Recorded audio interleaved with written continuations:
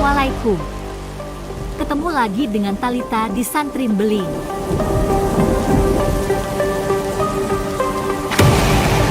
Semoga sedulur semua hari ini sedang sehat, bahagia dan berkecukupan.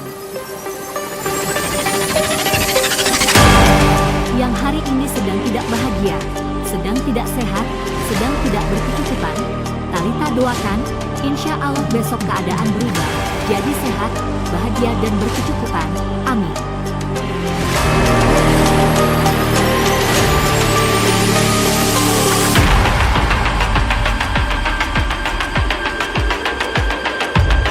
Sholawat salam teruntuk Nabi besar Muhammad Sallallahu Alaihi Wasallam. Semoga kita ini dimasukkan ke dalam golongannya, dan kelak akan mendapatkan syafaat di yaumil akhir. Amin.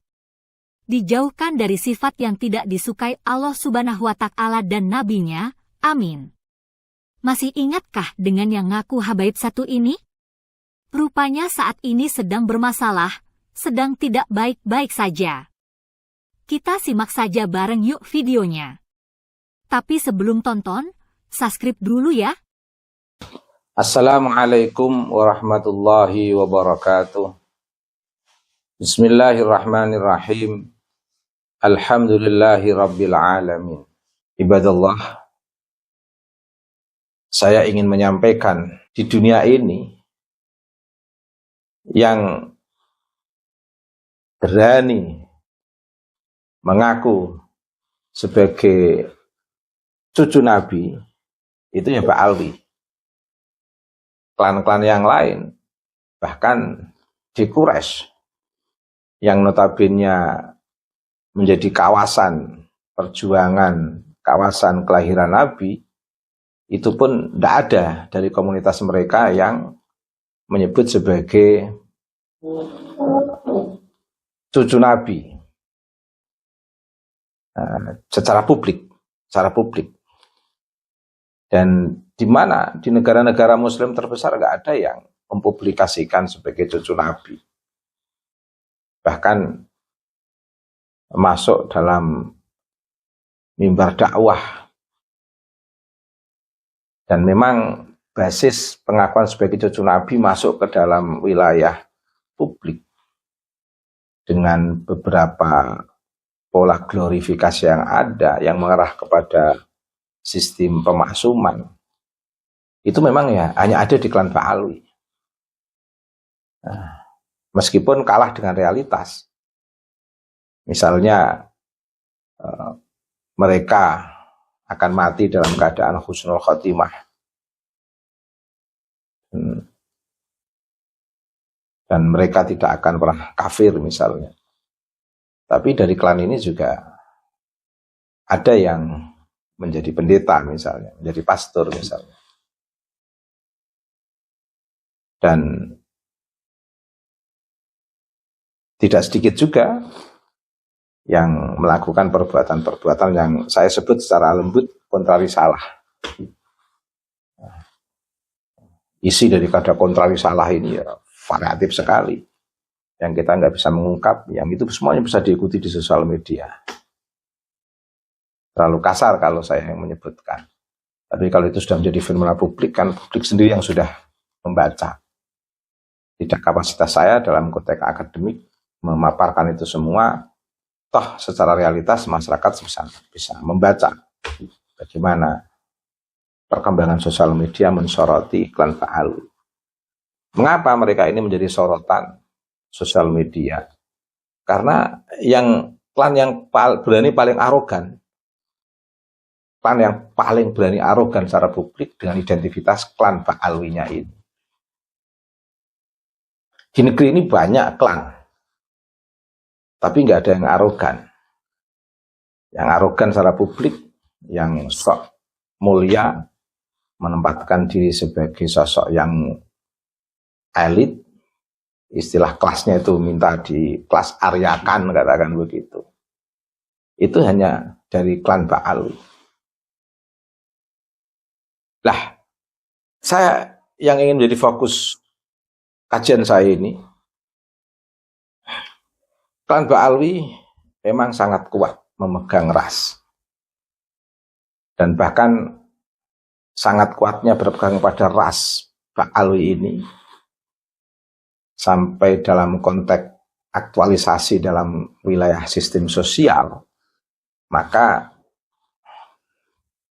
kontekstualisasi ras Ba'alwi atau aktualisasi ras Ba'alwi dalam wilayah sosial inilah yang kemudian tidak salah untuk kita sebut sebagai klan yang rasis. Ras yang rasis. Bahkan bisa menjadi suatu ideologi yang ingin diterapkan di tengah masyarakat. Menerapkan ras secara rasis dalam konteks ideologi yang digunakan untuk mendoktrin publik yang di luar rasnya, inilah yang kemudian disebut rasisme. Karena isme itu kan bagian daripada ideologi yang ingin dipublikasikan untuk mendapatkan pengaruh secara sosial. Maka ras Ba'alwi dalam rasismenya itu sesuatu yang betul-betul nampak di masyarakat. Aktualisasi ideologis, implementasi ras dalam konteks wilayah sosial yang di luar komunitas klan Ba'alwi yang mengajak mereka untuk mempercayai, ini kan bagian daripada penerapan sebuah isme. Atau Insinyur Soekarno pernah menyebut dengan istilah hadromautism. Jadi tidak mengada-ngada ketika menyebut klan Ba'alwi bagian daripada sistem ras yang rasis, karena di sana ingin menerapkan paham-paham yang ada dalam ajaran Ba'alwi, yang kemudian kita bisa menyebut itu sebagai sebuah rasisme, atau yang telah pernah muncul yaitu hadromautism istilahnya. Ini. Lah, yang ingin saya tekankan di sini, hadromautism ini berkedok pada dua hal, yaitu berkedok pada sistem spirit keagamaan. Yang kedua berkedok pada sistem spirit sosial. Nah, ini kekuatan Ba'alwi di Indonesia. Karena dia mampu membentengi sistem rasismenya ini dengan dua sistem. Makanya kuat. Nah, tentu saya katakan kuat ini sebelum ada tesis Kiai Imad. Tapi setelah ada tesis Kiai Imad, ya jelas sekarang ini telah lemah dan terbongkar semua di antara dua kedok ini. Nah, kedok yang pertama adalah berupa spirit agama. Kita tahu bahwa spirit Nabi Mustafa Muhammad Sallallahu Alaihi Wasallam itu merupakan sosok yang memiliki spirit yang sangat tinggi di kalangan umat Islam di dunia ini, tidak hanya di Indonesia. Gerakan apapun yang dimunculkan oleh umat Islam yang menyebut nama Nabi, itu tentu akan memiliki aura yang luar biasa. Karena kehadiran Nabi Muhammad SAW ini sangat identik dengan kehadiran Islam. Menentang Nabi Muhammad SAW sama artinya menentang Islam. Lah, Ba'alwi ini melakukan interpolasi, pencakukan kenasaban yang berintisab kepada Nabi Muhammad SAW untuk menjadi satu benteng penguatan klan Ba'alwi yang saya sebut dengan sistem spirit agama. berkedok pada sistem spirit agama yang di situ ada sosok Nabi Muhammad. Klan Ba'alwi mengintisabkan kepada Nabi Muhammad sehingga orang tidak percaya Nabi Muhammad tidak percaya Islam. Hal yang sama karena Nabi Muhammad itu telah berhasil diinterpolasi oleh kaum Ba'alwi. Ketika mereka melakukan sosialisasi sistem doktrinasi dan ideologi ras Ba'alwi, mereka ini berkedok kepada Nabi Muhammad sebagai leluhur kaum Ba'alwi, sehingga mereka bisa meyakinkan kepada masyarakat tidak percaya Ba'alwi sama halnya tidak percaya pada Nabi Muhammad, tidak percaya pada Nabi Muhammad sama halnya tidak percaya pada Islam. Sehingga kalau tidak percaya pada Ba'alwi sama halnya tidak percaya pada Islam. Tidak percaya pada nasab Ba'alwi berarti tidak percaya pada agama Islam.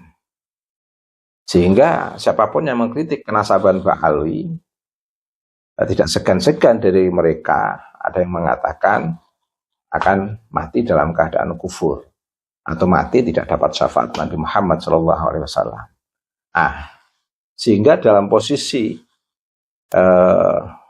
doktrinasi seperti inilah klan Ba'alwi menjadi kuat. Ini salah satu bentuk keberhasilan klan Ba'alwi membuat kedok spirit agama. Yang dibalik spirit agama itu kekuatannya dalam konteks agama Islam tentunya kekuatannya ada pada kehadiran Nabi Muhammad SAW. Bahkan klan Ba'alwi ini menginterpolasi ke nasab ke Nabi Muhammad SAW. Sehingga seolah-olah terkait antara klan Ba'alwi dengan kehadiran Nabi Muhammad SAW. Dan di dunia ini yang paling getol. Dan di dunia ini juga klan yang paling tersinggung ketika ada orang di luar klan lain mengatakan cucu Nabi itu ya Ba'alwi. Ada klan di luar Ba'alwi kok mengatakan cucu Nabi, Ba'alwi pasti marah. Karena ingin satu-satunya di dunia ini yang sah untuk diakui sebagai cucu Nabi. Dan ini mereka nggak malu-malu mengatakan kepada sebuah komunitas yang mempercayainya. Nah, di dunia ini yang sampai sekarang masih tidak malu-malu mengaku cucu Nabi dari klan Ba'alwi. Meskipun dalam sejarah peradaban Islam tidak nampak kontribusi pergerakan mereka. Kontribusi pergerakan mereka dalam konteks Bani Abbasiyah, konteks Bani Muawiyah, dalam konteks gerakan-gerakan Islam dunia. Termasuk dalam konteks bagaimana menuju kemerdekaan bangsa Indonesia.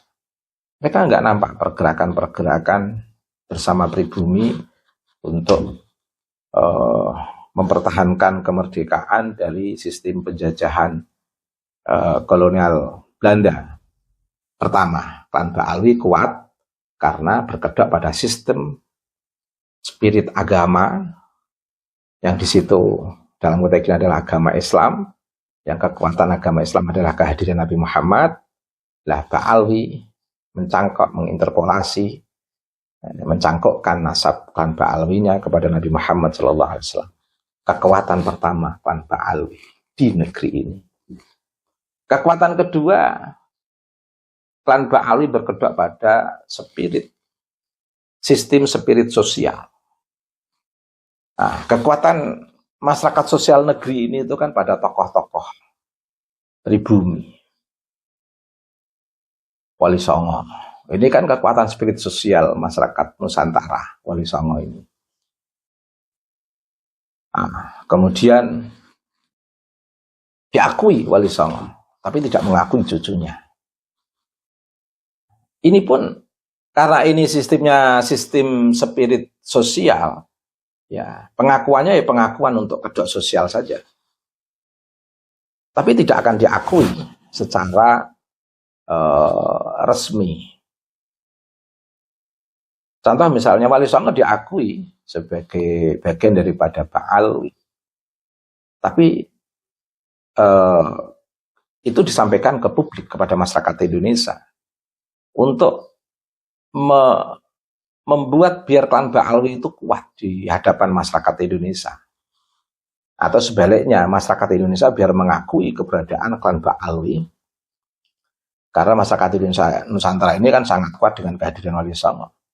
Sehingga ketika masyarakat Nusantara ini dengar Wali Songo itu adalah klan Ba'alwi, maka masyarakat Nusantara ini akan kuat menerima klan Ba'alwi. Tapi oleh klan Ba'alwi ini hanya menjadi spirit sosial. Secara publik memang digaung-gaungkan Wali Songo itu bagian daripada klan Ba'alwi. Tapi klan Ba'alwi sendiri tidak mengakui kalau Wali Songo itu sebenarnya adalah Ba'alwi. Itu hanya untuk kamuflase spirit, kedok spirit sosial saja. Sudah bocor kok.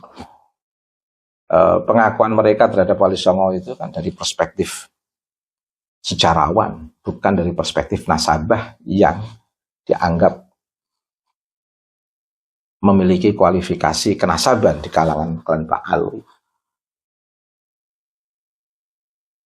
Kedalamnya Wali Songo tidak dianggap secara empiris sebagai bagian daripada masuk dalam sistem kenasaban Ba'alwi, tapi diambil, diinterpolasi dalam konteks historisnya saja.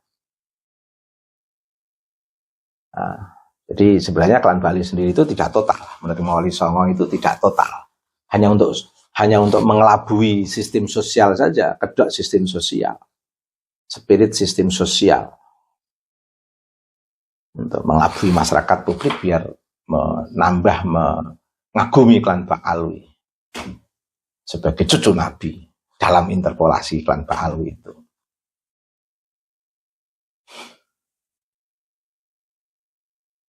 Spirit sistem sosial, misalnya makam-makam yang pada diba'alwikan itu dari tokoh-tokoh Nusantara, dari generasi Wali Songo. Dan itu dilakukan oleh person-person, oleh personal dari jamaah Rabithah, dari klan Ba'alwi.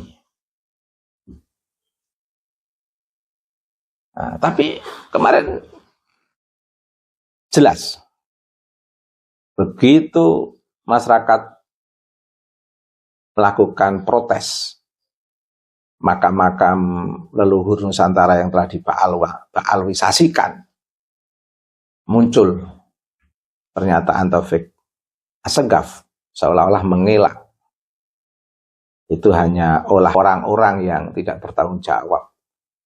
Kata Taufik Assegaf, nyatanya di Rabithah tidak mencatat itu semuanya. Nah, ketika publik sudah menuntut terjadinya proses ba'alwisasi dzurriyyah Wali Songo atau tokoh-tokoh Nusantara, yang notabene itu dilakukan oleh jamaah dari Rabithah atau salah satu keturunan dari klan Ba'alwi. Tapi ketika masyarakat menuntut, pihak Rabithah yang menjaga klan Ba'alwi ini mengatakan itu olah orang-orang yang tidak bertanggung jawab.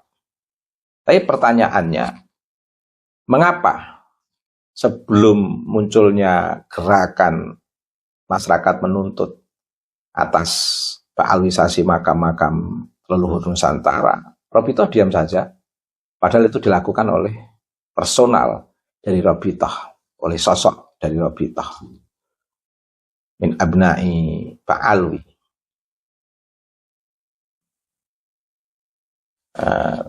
generasi dari putra Bani Alwi. Mengapa pihak Rabithah tidak setegas Taufik Assegaf sejak dulu bahwa tidak benar itu memba'alwisasikan tokoh-tokoh Nusantara? Tidak ada datanya itu di Rabithah. Mengapa Taufik Assegaf tidak mengatakan begitu? Baru sekarang mengatakan begitu. Seolah-olah dulu itu menikmati, ya kalau namanya tokoh-tokoh besar itu dari Ba'alwi. Sekarang ketika pada protes dan berontak tokoh-tokoh Nusantara yang dipalualisasikan. Itu oknum, itu olah orang yang tidak bertanggung jawab, yang tidak berilmu, dan lain sebagainya.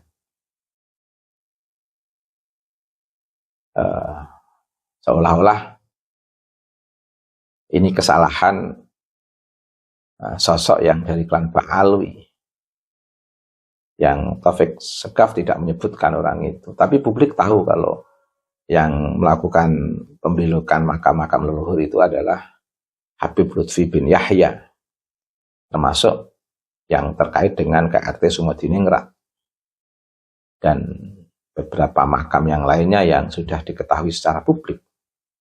Tapi Habib Lutfi kan Ba'alwi.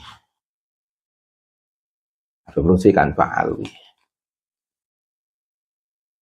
Dan langkah-langkah Habib Lutfi ini betul-betul menguntungkan Ba'alwi, karena seolah-olah tokoh-tokoh itu harus dari Ba'alwi. Publik menuntut, Ba'alwi mengelak. Tetapi person yang melakukan pembelokan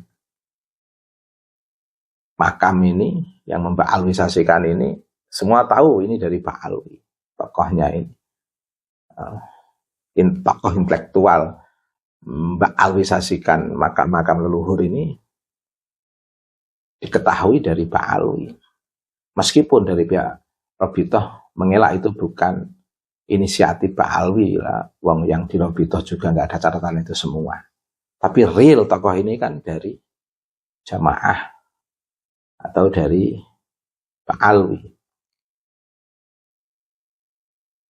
Nah, sekarang Robitoh mengelak, publik menuntut, Robitoh mengelak.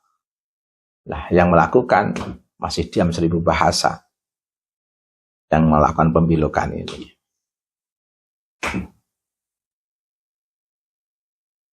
Bahkan telah terjadi konflik antar masyarakat gara-gara kuburan yang dibelokkan ini. Nah, tidak segan-segan juga, sebagaimana pengakuan Bang Haji Roma Irama, jangankan yang sudah wafat, yang masih hidup saja nggak malu-malu ketika sudah menjadi tokoh publik yang ingin melakukan transformasi penyadaran pada masyarakat terkait dengan temuan yang menghebohkan dari kajian Aturos Kiai Imad, dari kajian DNA Dr. Sugeng, dari kajian filologi Prof. Nahim Ali. Ketika Bang Haji Roma Irama ingin mentransformasikan temuan ketiga bidang lintas disiplin ilmu ini itu, mungkin biar transformasi Bang Haji Roma ini tidak berjalan atau berhenti, kemudian Bang Haji ditawari sebagai sosok yang Ba'alwi. Jadi Bang Haji pun ingin diba'alwisasikan. Terlepas Robitoh sendiri tidak mengakui itu. Bang Haji mengelak, Robitoh tidak tahu, pura-pura tidak tahu menau, publik mentertawakan fenomena ini. Jadi adegan Ba'alwi dalam sistem drama kolosal di negeri ini yang terkait dengan tema nasab ini memang luar biasa. Luar biasa. Tapi ala kulli hal betul, tidak salah memang. Di dunia ini yang paling gencar mengaku sebagai cucu Nabi memang yang saya ketahui itu hanya Ba'alwi. Yang lainnya tidak ada. Nah, tapi perlu diketahui sebagai kesimpulan pernyataan saya, tidak ada yang menggunakan agama dengan sistem dinasti selain Syiah. Di luar Syiah, agama ini adalah pembebasan dan pencerahan. Agama tidak ada hubungannya dengan dinasti. Ahlus Sunnah wal Jamaah An-Nahdiyah juga sebagai sebuah gerakan paham keislaman yang tidak ada kaitannya dengan dinasti. Tapi kalau Syiah ada dinasti. Makanya mazhab 4 tidak ada yang mengaitkan dengan sistem kenasaban.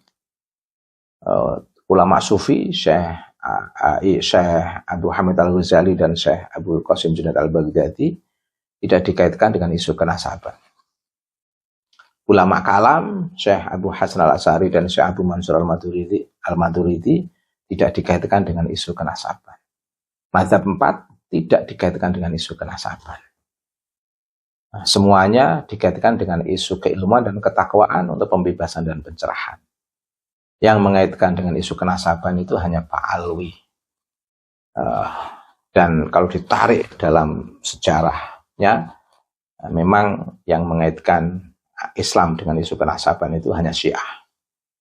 Dan sekarang ditiru oleh Pak Alwi. Karena memang Pak Alwi di Yaman sendiri sebagai pendatang. Asli mereka adalah dari Furs, Iran. Yang latar belakang historisnya sangat kuat. Menjadikan agama Islam ini dalam isu dinasti, isu klan. Ini luar biasa berbahaya. Dan ditarik ke asal-usul sejarahnya, memang masyarakat Persia ini masyarakat Majusi, masyarakat yang menyembah api. Tapi itu kan sejarah. Tapi yang jelas perkembangannya tidak sedikit juga dari generasi tokoh-tokoh Majusi yang menjadi Muslim yang taat, yang luar biasa. Kalau ditarik dari kajian DNA, mereka DNA-nya adalah Askenazi, Yahudi yang hasil yang bukan dari Ibrahim maupun Ismail. Dan tidak sedikit tokoh-tokoh Yahudi yang masuk Islam menjadi taat, tidak sedikit. Nah, jadi istilah Yahudi itu bukan istilah yang negatif. Selama ini yang saya ketahui, istilah Yahudi menjadi negatif itu kan hasil ceramah-ceramah tokoh Pak Alwi, Rizik, dengan menisbatkan seolah-olah umat Islam ini sedang berhadapan dengan kelompok Yahudi yang diasumsikan sebagai ras yang